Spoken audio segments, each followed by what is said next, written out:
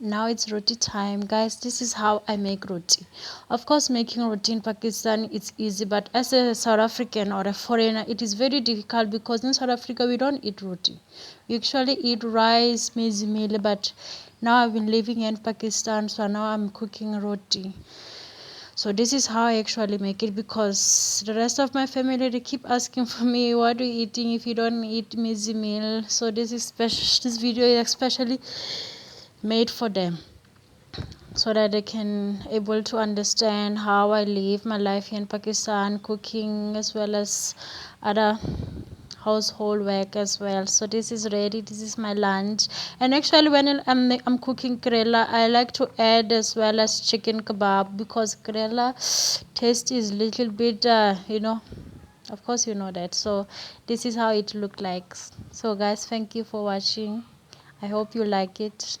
So please comment below and let me know what you think about this video.